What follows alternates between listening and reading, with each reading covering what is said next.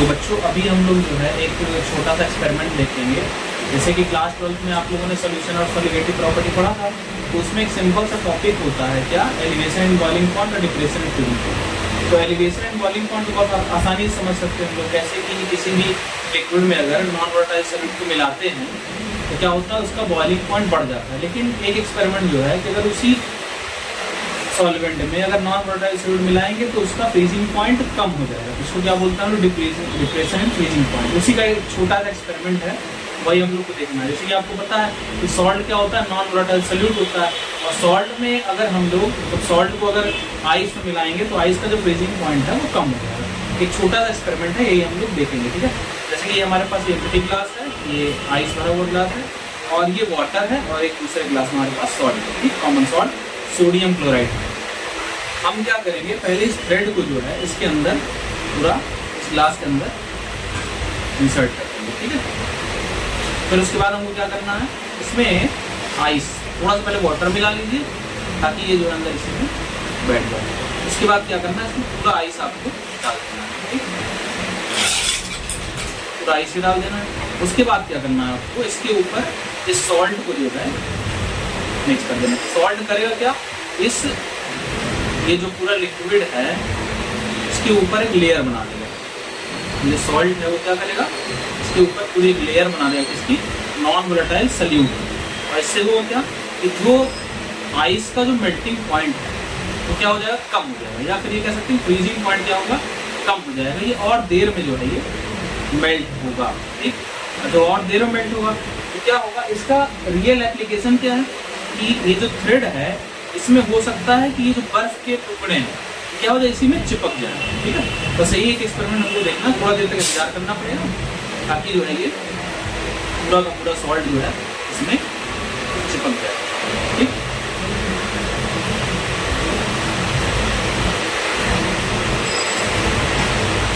अब जैसे कि आप देखेंगे कि थोड़ा बहुत चिपकना स्टार्ट हो रहा है, हमको और इसी में जो है मिक्स करना पड़ेगा ताकि जो है इसमें ये चिपक जाए।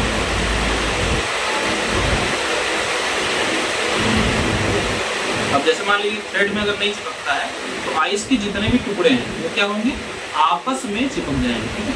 बहुत सिंपल सा एक्सपेरिमेंट है ये। इसको क्या करना है, थोड़ा सा हमको एडजस्ट करना है, इसलिए सारे आइस के टुकड़े क्या होंगे, आपस में चिपक जाएंगे, ठीक है। अब देखिए, अब अगर मान लीजिए थ्रेड में नहीं चिपकता है तो सारे आइस के टुकड़े एक दूसरे में चिपक जाएंगे। क्यों, क्योंकि जो फ्रीजिंग पॉइंट है आइस का वो क्या हो जाएगा, और कम हो जाएगा।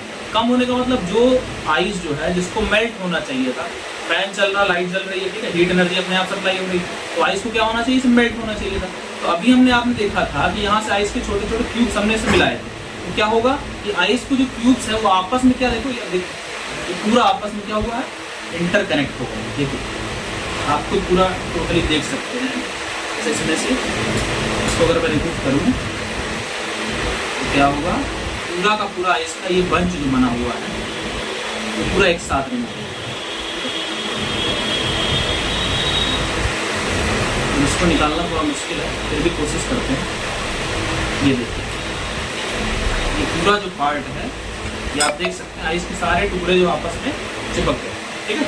क्यों ऐसा हुआ, क्योंकि आइस का जनरली जो मेल्टिंग पॉइंट है वो क्या है, 0 डिग्री सेल्सियस थोड़ा सा भी ऊपर गया तो क्या होगा, वो मेल्ट हो जाएगा। जनरली हमने सारे आइस क्यूब अलग अलग लिए थे, लेकिन सारे आइस क्यूब क्या हो गए, वो एक दूसरे में चिपक गए। देखिए आप खुद देख सकते हैं, अब ये डिफरेंट आइस क्यूब देखिए आपस में पूरे चिपक गए, क्लियर है। ऐसे ही और देख सकते हैं आप। अब आपको लगा कि नहीं, ये तो पूरा यहाँ पर मैंने आइस के छोटे छोटे क्यूब्स मिलाए थे, अब ये आपस में पूरे क्या हो गए हैं, चिपक गए। क्यों, क्योंकि जब इसका फ्रीजिंग पॉइंट मैंने क्या किया, डिक्रीज कर दिया। और फ्रीजिंग पॉइंट डिक्रीज कब हुआ, जब इसमें सॉल्ट मिलाया गया। और सॉल्ट मिलाया गया तो हुआ क्या, सारे आइस क्यूब जिसको मेल्ट होना था, सॉलिड से किस में जाना था, लिक्विड पार्टिकल को क्या होना चाहिए, दूर दूर जाना चाहिए, लेकिन पार्टिकल क्या हुए, और पास आ गए, ठीक।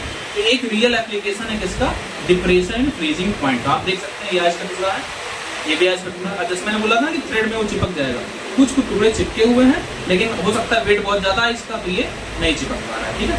तो काफ़ी सारा आइस मैंने मिला दिया इसमें, ये देख सकते हैं आप, थोड़ी देर तक ये चिपका है।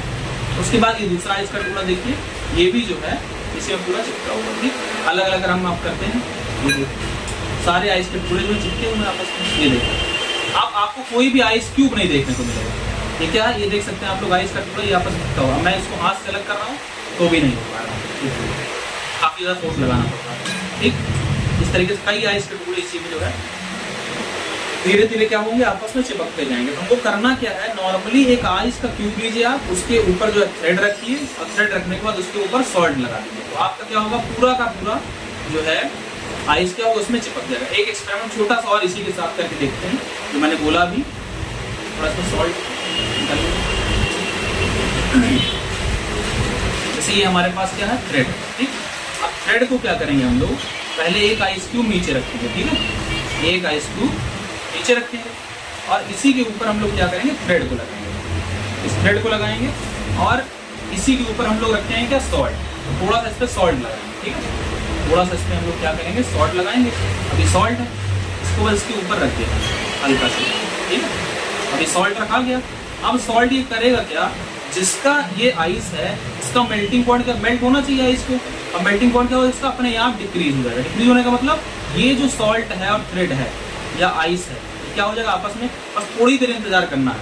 अभी तो टाइम लगेगा, बस थोड़ा सा इसमें जो है सॉल्ट मिलाना है, ताकि ये जो है पूरा का पूरा, अब सॉल्ट में इतनी पावर तो होती नहीं कि आइस को जो है उससे जोड़ दे धागे को। ठीक, अब आप देखेंगे पूरा जो है बहुत टाइम लगेगा, फिर भी जो है हो जाएगा।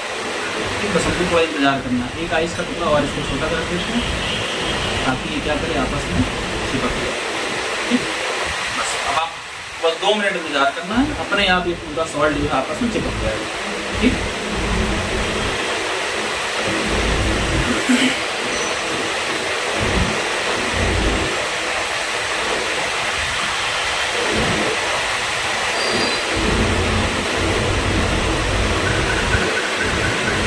थोड़ा इसके ऊपर और सॉल्ट मिला देते हैं ताकि ये अच्छे से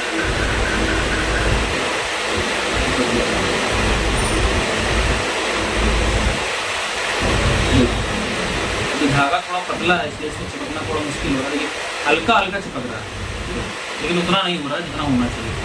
ठीक, लेकिन फिर भी जो है ये 2 आइस के क्यूब जो है वो आपस में जोड़ सकते हैं, अगर सफिशिएंट अमाउंट में हम सॉल्ट मिलाएं। जैसे कि मैंने पिछले एक्सपेरिमेंट में मिलाया था, यहाँ पर ये सारे आइस के टुकड़े देख रहे हैं आपको, इसमें क्या है, जमे हुए हैं। जो छोटे छोटे आइस के क्यूब थे, अब आप नहीं बता सकते कि आइस का क्यूब है कि आइस का पूरा ये टुकड़ा है, रफली जो कट हुआ है। ठीक, क्लियर है।